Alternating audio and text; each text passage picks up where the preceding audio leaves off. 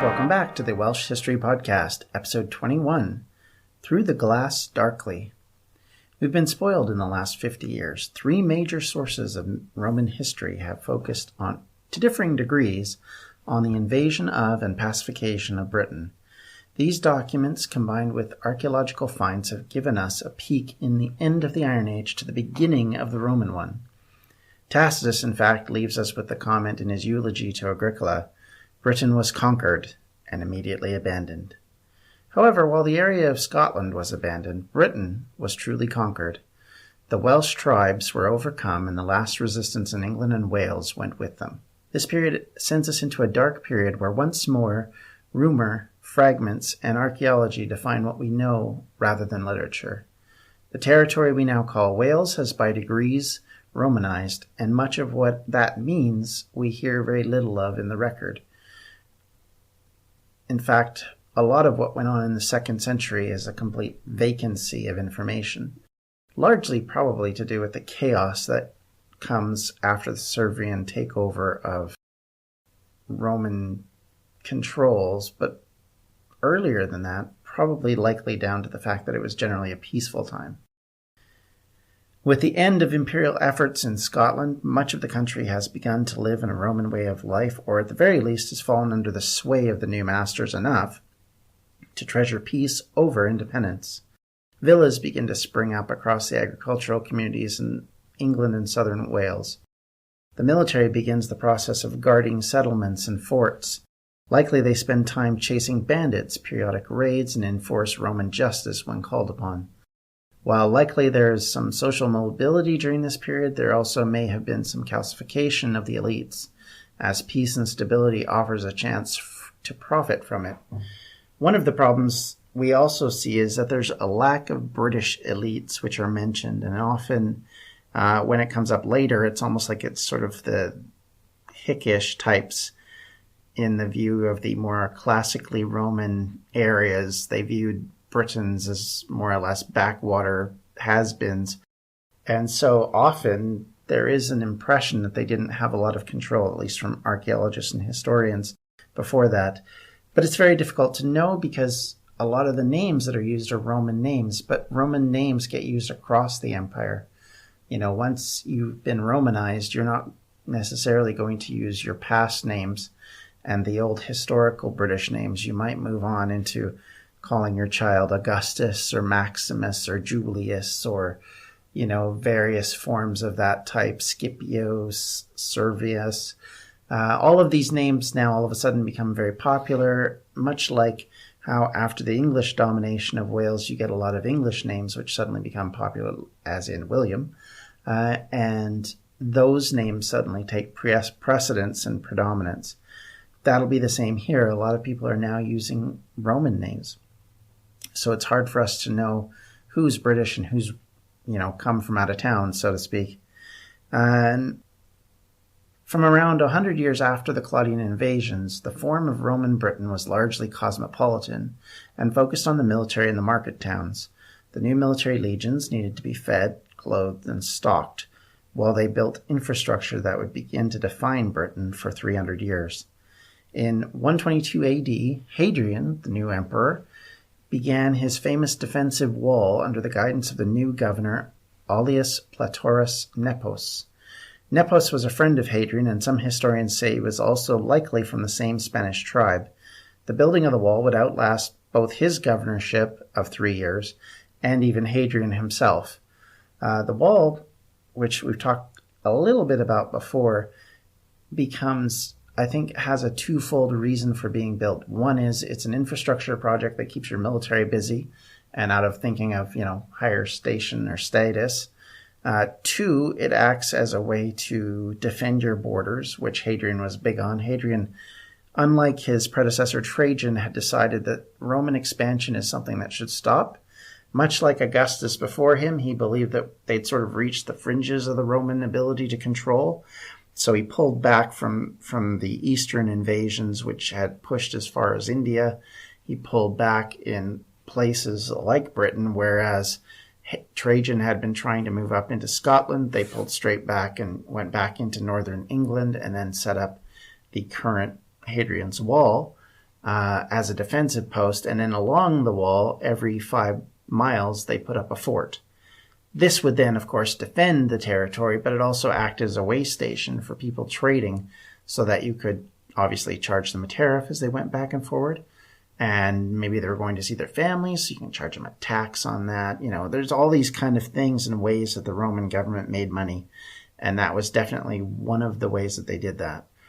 However, this is not to say things were rosy in Roman Britain. Under Emperor Antonius Pius, sources claim that there was enough unrest that 3 legions, the 20th, the 9th, and the 2nd, were then reinforced from German border legions. Unfortunately, that is as much as we get. We don't really know much about what caused the issues that would need the reinforcement of these particular legions. These 3 legions are the main legions that sit in Britain for basically hundreds of years. They will not be switched out until many, many years later as as Rome starts to have other problems than trying to maintain the borders of Britain. And because of that, they are longtime residents, effectively. So likely they're from out of Britain, but there may even be some locals that are now involved. The other big change here is you start to see that the wars with the Scottish British tribes, they often are now called Picts or painted people. They become an increasing concern to the Romans, and on more than one occasion, British governors increased the manpower to deal with the problem. We also know that in 139 AD, the governor Quintus Lollius Urbicus brought in troops to Scotland to set a forward control point. They created turf ramparts, and with it, the so-called Antonine Walls were created. These walls ran from Bishopton to Ceredigion and fell out of use almost as quickly as they were built. Also, British troops head to other parts of the empire to start serving in military affairs elsewhere, which is pretty typical of the Romans. What they'll generally do is once they get a place settled, they then, part of the way to integrate people into the empire is to bring them out of their local areas and expose them to other areas. And so you end up in military service. You get paid better being in the military. Yes, it's more dangerous, but the rewards at the end of your service are, I would assume, worth it to a lot of people, especially if you're growing up on a farm where your life expectancy isn't necessarily great. The idea of staying on the farm or staying in this local area or going to see the world, it might have had a lot of influence in what people decided to do. And so you would get more influence in going to do these kind of things. And then, as I said, the rewards are, of course, you get to keep some booty when you defeat people. You also get to take advantage of getting land after your retirement, after your years of service. Those years varied in the empire as time went on, longer and shorter depending on the situation. But no different than any full-time military. You get paid, you get clothed, you get fed. Everything's sort of taken care of for you, and you just have to do what you're told. You're issued your standard Roman military outfit, and off you go. Take your gladius and follow orders, you jerk. And various reasons for this and the way that the Roman discipline worked obviously created its own set of interesting standards. But you can imagine that it would be very similar to today, where you would have people who would come to your town or community or farmland and say, either through patriotic request or through demands of duty or other appeals as necessary, would gain up the right amount of young men and then move off to go, do the deeds of what the emperor has asked them to do. And largely that's how Roman imperial military worked until later in the decades and centuries, where they started to rely more and more on people who actually didn't live in the empire to help protect the borders. In 143 AD, the empire issued coins, in fact, depicting Britannia as to mark the century of Roman Britain, and also at the same time to show that it had reached its greatest extent, and consistently to show that they were making headway in Britain. So every time they had a victory, they celebrated it with coin issuing. That was very common in the Roman Empire. One thing that became clear is that Britain was the province of Britain rather than revolting to support British kings or independence. It seems that taking part in the grand scheme of the Roman Empire was what happened. So thus, in later centuries, the British become embroiled in some of the chaos of the Roman Empire in the 2nd century and specifically in the 3rd century. And often that led to problems in Britain, which we'll get more into next time. But you can see that this constant shift you can see that after a while you end up with this circumstance where, you were a British person and considered yourself a Briton, or more likely your local tribe. You were Ordovai, you were Siluri, you were a Debonaitai. Now all of a sudden you are a part of this Roman Empire. So now you feel Roman and you're Romanized and you do Roman things. And thus, one of those things is to get involved in things outside of your immediate circle. And we'll see this get even more broadly defined in the next 2 episodes. By the late 190s, many of the forts along Hadrian's Wall were slowly being depopulated. The military of Rome was being used in other places or depleted because of casualties in various wars, rebellions, and when the usurpers, which were a constant issue for the empire, would arise, they would have to pull troops from various border communities. This, of course, leads to it falling slowly into disuse, probably opening up the area for more raiding, which then eventually leads to a return to these walls and a reinforcement of the troops later during the Servian imperial time. And we will see that this idea of dealing with Scotland becomes a constant ache for Roman emperors pretty much through the 3rd century. While writers continually talk about problems for the Romans at the wall, there is a lack of evidence of real military increases, and in fact point more to raiding issues than actual wars. The Roman military might have been concerned, as I said, but by and large they appear to not be serious enough issues to deal with. More or less the Romans had said, we got these guys beat, so we don't need to throw legion after legion at them. Yet at the same time, this doesn't stop Roman commanders from sending troops in to deal with the local British and Scottish or Picts, depending on how you want to describe them. And so often, as I said earlier, the Romans would continue to issue coins marking a victory in some battle. Ulpius Marcellus, for example, defeated the Pict raiders in some major battle, was big enough to create ceremonial coinage about 184. By the 3rd century, the constant peace in the south will allow the former tribes of Britain to create towns and cities, to build an agrarian lifestyle that will dwarf previous attempts, and the wealth in Britain during this period will give rise to local leaders with sights on bigger prizes. In fact, one of the Roman leaders who is a British governor, Clodius Albinus, is declared by his troops emperor in 193 AD, and he becomes the first pretender to march towards Rome from Britain. In that period, as he's doing that, he ends up cutting a deal with Septimius Severus and is set up as sort of the heir to him as leader, and Severus becomes becomes emperor at that time. But by 197, so only 4 years later, at Lyon, they end up in a major war so bad that it actually hurts the overall Roman military for years to come, and it's a near-run thing at best. He is the first major Roman player to come from Britain, but he will not be the last or even the most famous as far as the Welsh are concerned. Because of this century of peace, Rome ends up in a century of chaos. And because of this, the 3rd century will be very different and much less stable. And that will reflect on Britain. And we'll get into talking more and more about how this affects the communities of Roman Britain and Wales in specific.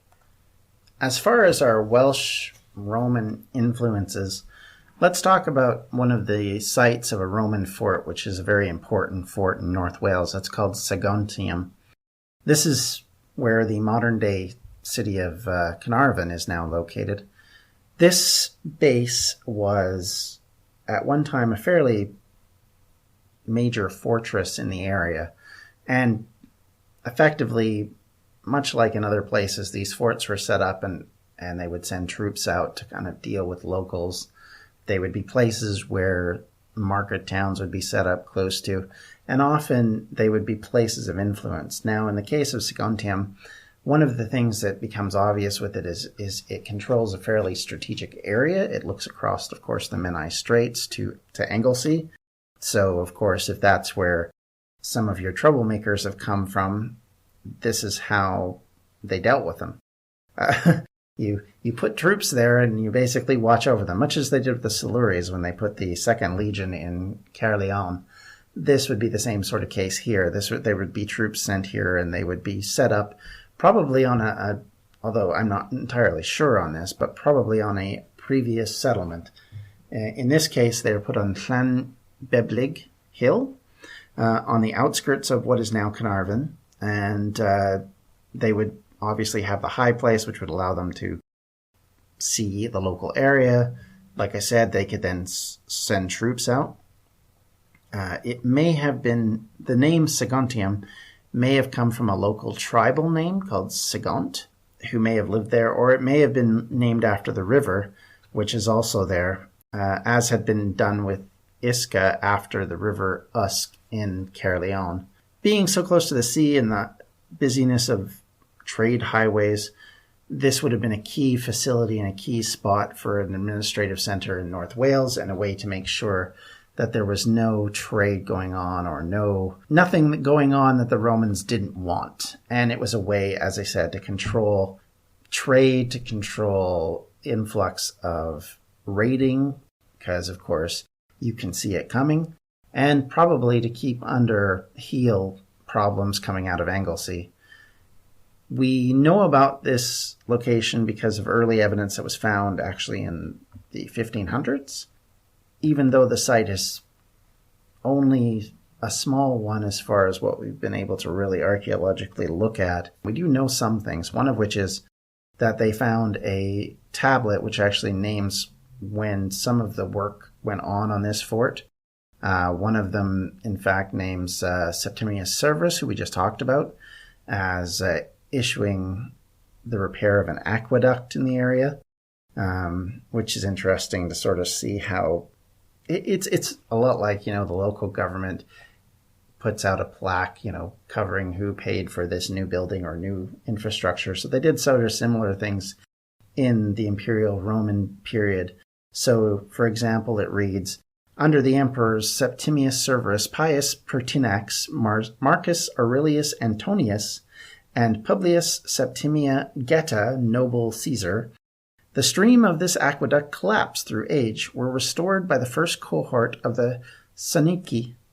Now, the Sanici are an interesting group because that cohort actually comes out of Gaul and Belgium specifically, and were a local tribe living there. This is actually fairly common. We find a lot of Belgic military units in Britain at this time. I don't know for sure, but I'm guessing one of the reasons could be is because they spoke similar languages to the Brythonic that's probably being spoken at this time. And so they could talk to them and could negotiate with them, probably knew the area a little bit better than Romans from, say, Italy or from Spain or from Africa, or especially the Middle East, where they would be very unfamiliar with the climate and things of that nature. So this would be a way to kind of build relations with the local community. So it's interesting to see how they were kind of based around there.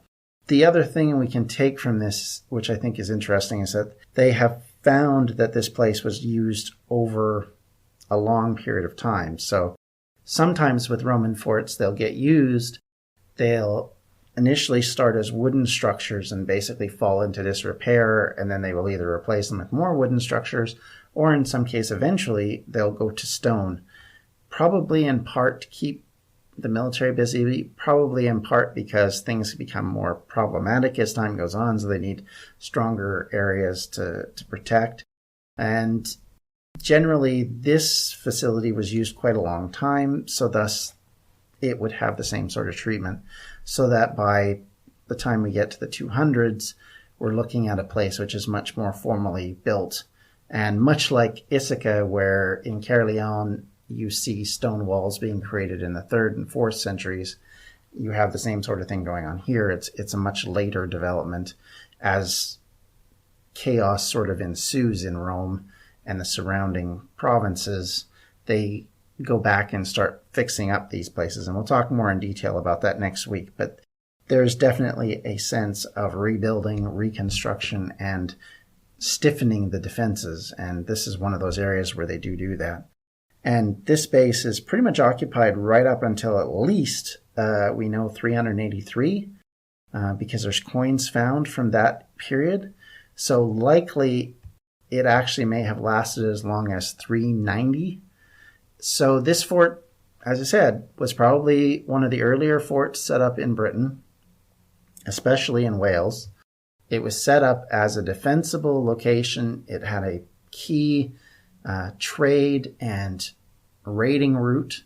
It was close to the areas around our mighty Druid locations, so it would have, kind of a downsing influence of them. So at that point, you may have had a Druidic community who was much more controllable, or you didn't have them at all. And as we've talked about previously, Anglesey was an island where raiding came from. So this would have been a key fortress in order to keep that at bay. And likely you had naval units based there as well as land units so that they could deal with like Irish raiding and other things that may have been going on at the time. Certainly we know that Ireland and Wales had a lot of influence on each other, that there was cross invasions, that often the Irish raiding parties would hit Wales and take slaves, and various things that happen even into the later part of the next millennium. But at the same time, that probably built up a reason for these troops to be there and a reason for them to protect that area. And it shows you that that's about as far as the Romans wanted to go west in this part of Wales, because they didn't go settle any more forts farther down the field. In fact, most of the rest of the area is more or less left alone. There's no road infrastructure there built by the Romans. There's little evidence of infrastructure or archaeological finds of the Romans in that area. So this is kind of the outpost of Roman Wales in the northwest, and probably a key location to sort of maintain control. And like I said, quickly send troops where they need to be sent, deal with problems if they need to, but for the most part, it may have remained there effectively just to kind of keep other problems from happening. And it's a fantastic place, so it's definitely worth seeing. There's a lot of interesting ruins. It would be nice if there was more archaeology done there, because I think it's actually, if you think about it versus, say, Ithaca, where in Caerleon there's been a lot of work done and a lot of archaeology done, and then on top of it, they put museums to show these various things. There isn't that same type of thing. There's so much more geared towards the local castle, which, to be fair, is quite magnificent from the Edwardian period. But because of that, the Roman site has kind of taken a bit of a back seat. And it's unfortunate, because I think there's a lot of cool finds that have been found there. There's a lot of interesting things that we can take from it. And there's a lot of education that can be given to the local population about their history.